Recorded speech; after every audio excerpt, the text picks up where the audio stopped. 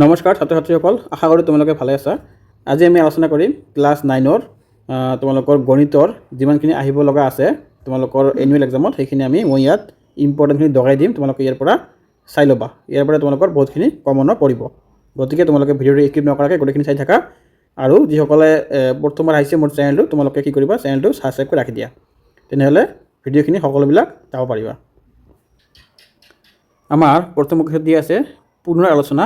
ইয়াত তোমালোকে এইবিলাক চাব লাগিব, সংখ্যা প্ৰণালী, তাৰপিছত স্বাভাৱিক সংখ্যা, তাৰপিছত দিয়া আছে আমাৰ পূৰ্ণ সংখ্যা। তোমালোকে এইবিলাক চাবা, ইয়াৰ পৰা তোমালোকৰ 1 মাৰ্কৰ আহি থাকে। পৰিময় সংখ্যা, অখণ্ড সংখ্যা, এইবিলাক কাক বোলে, আৰু অখণ্ড সংখ্যা কোনবিলাকক অখণ্ড সংখ্যা বুলি কয় আৰু কোনবিলাক পৰিময় সংখ্যা কয়, তোমালোকে এইবিলাক জানি লোৱা। ইয়াৰ পৰা তোমালোকৰ এক্সামত বহুতখিনি অহাৰ চান্স থাকে, 1 মাৰ্কৰ আহে। তাৰপিছত তোমালোকে আহা পেজ নম্বৰ 18ত। পেজ নম্বৰ 18ত চোৱা, এটা উদাহৰণ দিয়া আছে আমাৰ, কি উদাহৰণ 10। তোমালোকে এইটো ভালকৈ পঢ়ি ল'বা। কোনো সংখ্যাৰ 5% কমাই দিয়া 133 হ'ল, তেন্তে সংখ্যাটো কি, এইটো আমাৰ দিয়া আছে। তোমালোকে এইটো মেথ চাই ল'বা, উদাহৰণটো, উদাহৰণ 10টো। ইয়াৰ পৰা তোমালোকৰ এক্সামত অহাৰ চান্স আছে। তাৰপিছত তোমালোকে ডাইৰেক্ট আহা উদাহৰণ 12টো, এইটো তোমালোকে চাবা, এইটো তোমালোকৰ ইম্পৰ্টেণ্ট আছে, এইটো অহাৰ চান্স আছে।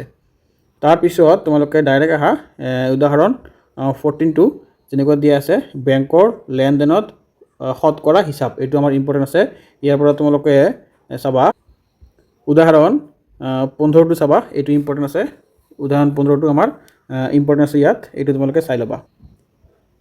তাৰপিছত ছাত্ৰ ছাত্ৰীসকলে এতিয়া আহা তোমালোকে অনুশীলনীত।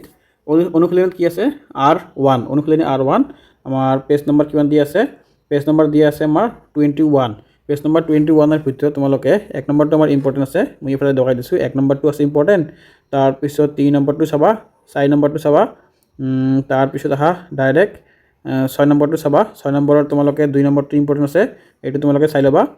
তাৰপিছত ডাইৰেক্ট আহা 8 নম্বৰটো চাবা। 8 নম্বৰটো চাবা, তাৰপিছত আহিবা 10 নম্বৰ সৰল কৰা। সৰল কৰাখিনি তোমালোকে কি কৰিবা, গোটেইখিনি এবাৰ কৰি চাবা। এইখিনিৰ ভিতৰত তোমালোকৰ এটা আহিব পাৰে অলপ কঠিন, আৰু এটা আহিব পাৰে ইজি। ইজিটো তোমালোকে ধৰি লোৱা এনেকুৱা এটা আহিব পাৰে, আৰু কঠিনটো এনেকুৱা আহিব পাৰে। তোমালোকে এইখিনি চাই ল'বা, পাৰিলে গোটেইখিনি এবাৰ কৰিবা খাতাত, তেনেহ'লে তোমালোকৰ প্ৰেক্টিছো হৈ যাব আৰু পৰীক্ষাত গৈ পাহৰি নাযাবা। তাৰপিছত তোমালোকে আহিবা 12 নম্বৰটো কৰিবা, পেজ নম্বৰ 22, 22ৰ 12 নম্বৰটো চাবা। তাৰপিছত আহা ডাইৰেক্ট 14 নম্বৰটো কৰিবা, 14টো কৰিবা। তাৰপিছত আহিবা ডাইৰেক্ট আমাৰ 16 নম্বৰ, এইটো ইম্পৰ্টেণ্ট আছে। 16টো ইম্পৰ্টেণ্ট আছে, 16, 18 আৰু 21, এইটো তোমালোকে এইকেইটা পঢ়িবা। এইকেইটা কি পঢ়িলে তোমালোকে গোটেইখিনি বস্তু তোমালোকৰ কভাৰ হৈ যাব। ইয়াৰ পৰাই তোমালোকৰ এক্সামত আহিব, আৰু এইকেইটা তোমালোকে যদি ভালকৈ পঢ়ি লোৱা, ইয়াৰ পৰা তোমালোকে বাকীখিনিও কৰিব পাৰিবা। তাৰপিছত তোমালোকে আহা কি নেক্সটটো আছে আমাৰ পৰিমিতি, দ্বিতীয় খণ্ড। দ্বিতীয় খণ্ডৰ ভিতৰত তোমালোকে চাবা পৰিসীমা আৰু কালি, এইটো অলপ চাই ল'বা। পৰিসীমা আৰু কালি কাক বোলে, পৰিসীমা কাক বোলে, কালি কাক বোলে, ইয়াৰ সূত্ৰখিনি চাবা। তাৰপিছত ডাইৰেক্ট আহা পেজ নম্বৰ 27, যেনেকুৱা দি আছে, বৃত্তৰ পৰিসীমা আৰু কালি, এইটো তোমালোকে চাবা। বৃত্তৰ পৰিসীমা আৰু কালি কেনেকৈ উলিয়ায়, ইয়াত দিয়া আছে আমাৰ, সেইখিনি তোমালোকে চাই ল'বা। 2πr, এইটো তোমালোকে চাই ল'বা, যেনেকৈ ইয়াত দি আছে। এইবিলাক চালে তোমালোকৰ কি হ'ব, বস্তুখিনি ক্লিয়াৰ হ'ব, আৰু নতুনকৈ চোৱাৰ দৰকাৰ নহ'ব। সেইখিনি তোমালোকে জাষ্ট প্ৰেক্টিছ কৰা। মেথটো এনেকুৱা বস্তু, তোমালোকে যদি প্ৰেক্টিছ নকৰা, যিমানে তোমালোকে এবাৰ কৰি ভালকৈ বুজি লোৱা, প্ৰেক্টিছ নাথাকিলে তোমালোকৰ কেতিয়াও এইটো মনত নাথাকে। এইটো উদাহৰণ চাবা তোমালোকে, উদাহৰণ 2টো, এইটো আমাৰ ইম্পৰ্টেণ্ট বুলি ক'ব পাৰি, এক্সামত অহাৰ চান্স থাকে। 2 নম্বৰটো ইম্পৰ্টেণ্ট চাই ল'বা এইটো।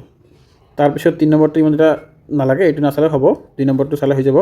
তাৰপিছত তোমালোকে আহা ডাইৰেক্ট 5 নম্বৰটোও চাই ল'বা, এইটো আমাৰ ইম্পৰ্টেণ্ট আছে। 5 নম্বৰটো উদাহৰণটো চাই ল'বা। তাৰপিছত ডাইৰেক্ট আহা আমাৰ কি 9 নম্বৰ উদাহৰণটো। 9 নম্বৰ উদাহৰণটো অলপ ক'বলৈ গ'লে ইম্পৰ্টেণ্ট আছে, এইটো চাই ল'বা, 9 নম্বৰ উদাহৰণটো। তাৰপিছত আহা অনুশীলনী R2। অনুশীলনী R2ৰ ভিতৰত তোমালোকে গোটেইখিনি পাৰিলে প্ৰেক্টিছ কৰিবা, কিন্তু ইয়াৰ ভিতৰতো মই তোমালোকক সৰু সৰুবিলাক তোমালোকৰ মষ্ট ইম্পৰ্টেণ্ট বুলি ক'ব পাৰি, সেইবিলাক মই দগাই দিছোঁ। এইবিলাকৰ ভিতৰত আমাৰ কি হ'ব, তোমালোকে জাষ্ট কোনটো পঢ়িবা মই কৈছোঁ ইয়াত। তোমালোকে ইয়াত অনুশীলনী 1ৰ ভিতৰত যিটো আমাৰ 1 নম্বৰটো আছে, 1 নম্বৰৰ এইকেইটা তোমালোকে পঢ়িবা। যেনেকৈ দি আছে 1ৰ পৰা 10 লৈ প্ৰশ্নকেইটা শুদ্ধ উত্তৰটো বাছি উলিওৱা।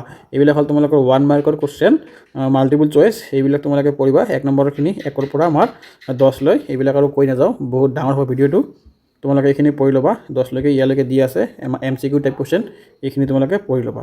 তাৰপিছত তোমালোকে আহা 11 নম্বৰটো আমাৰ ইম্পৰ্টেণ্ট হয় 11 নম্বৰটো পঢ়িবা তাৰপিছত তোমালোকে ডাইৰেক্ট আহা 14 নম্বৰটো আমাৰ খুবেই ইম্পৰ্টেণ্ট এনেকুৱা এটা চিত্ৰ তোমালোকে আহিব পাৰে এক্সামত এই চিত্ৰটো তোমালোকে যদি এইটো জানি লোৱা তেনেহ'লে এক্সামত ভালকৈ পাৰিবা কৰিবলৈ তাৰপিছত তলত আহিলে তোমালোকে চাবা ইয়াত দিছে কি 18 নম্বৰটো এইটো আমাৰ খুবেই ইম্পৰ্টেণ্ট কোৱেশ্চন 18 নম্বৰটো তোমালোকে পঢ়িবা তাৰপিছত ইয়াৰ ভিতৰত আৰু এটা আছে কি 21 নম্বৰটো পঢ়িবা এইটো আমাৰ ইম্পৰ্টেণ্ট আৰু লাষ্টৰ যিটো আছে 24 নম্বৰ এইটো তোমালোকে পঢ়ি ল'বা 24 নম্বৰটো জানি ল'বা 24 25 এই দুটা খুবেই ইম্পৰ্টেণ্ট বুলি ভাবা তোমালোকে জানি লোৱা তাৰপিছত ছাত্ৰ ছাত্ৰীসকল আমাৰ আহিল কি সংখ্যা প্ৰণালী নাম্বাৰ ছিষ্টেম প্ৰথমটো অধ্যায় ইয়াত আমালোকৰ জানাৰ বহুতখিনি কথা আছে নাম্বাৰ ছিষ্টেমটো কি বস্তু তোমালোকে জানি লোৱা এইবিলাক আৰু মই ক'বলৈ নাযাওঁ বহুত ডাঙৰ হৈ যাব ভিডিঅ'টো মই ডাইৰেক্ট আহিম কি ইয়াৰ কুৱেশ্যনখিনি আহিম উদাহৰণখিনি তোমালোকক কৈ দিম কোনটো উদাহৰণ তোমালোকৰ কাৰণে ইম্পৰ্টেণ্ট তোমালোকে জাষ্ট এইটো পঢ়ি যাবা যেনেকৈ অনুশীলনী 1 কি দিছে আমাৰ ইয়াৰ ভিতৰত তোমালোকৰ 1 নম্বৰটো পঢ়িবা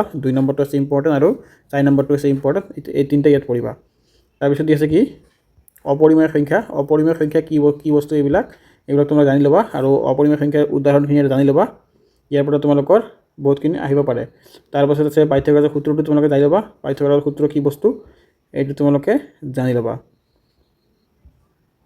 তাৰপিছত আহা পেজ নম্বৰ 42 তোমালোকে দি আছে অনুশীলনী 1.2 ইয়াত তোমালোকে 1 নম্বৰটো চাই ল'বা 1 নম্বৰটো আমাৰ ইম্পৰ্টেণ্ট আছে তাৰপিছত দি আছে কি 3 নম্বৰটো অলপ চাই ল'বা তাৰপিছত দি আছে আমাৰ আৰু নাই ইয়াত তোমালোকে তিনিটা চালে হৈ যাব তাৰপিছত আহা ডাইৰেক্ট তোমালোকে আহা পেজ নম্বৰ কিমান আছে আমাৰ পেজ নম্বৰ আছে আমাৰ 57 পেজ নম্বৰত গ'লে তোমালোকে চাবা ইয়াতে এটা উদাহৰণ দিয়া আছে 1/√2 হৰৰ পৰিমেয় কৰা এইটো আমাৰ ইম্পৰ্টেণ্ট হয় তোমালোকে এই সমাধানটো চাই ল'বা ইয়াৰ পৰা তোমালোকৰ এক্সামত আহাৰ চান্স আছে এবাৰ তোমালোকৰ এক্সামৰখিনি ভিতৰৰ পৰা আহাৰ চান্স বেছি আছে সেইকাৰণে তোমালোকে ভিতৰৰ উদাহৰণখিনি কমপ্লিট কৰি লোৱা ইয়াৰ পৰা তোমালোকৰ আহিব তাৰপিছত তোমালোকে আহা সংখ্যা প্ৰণালী পেজ নম্বৰ 49 গ'লে তোমালোকে চোৱা ইয়াত দিয়া আছে উদাহৰণ সৰল কৰা এইখিনি তোমালোকে কৰি ল'বা এইবাৰ তোমালোকৰ কনচেপ্টখিনি ক্লিয়াৰ হ'ব এইবাৰ তোমালোকে কৰিবা তাৰপিছত আহা অনুশীলনী 1.6 এইবিলাক তোমালোকে চাই ল'বা এইবিলাক চালে কি হ'ব তোমালোকৰ প্ৰেক্টিছ যিমানে কৰিবা সিমানে তোমালোকে মেথছত পুৰা স্মাৰ্ট হ'বা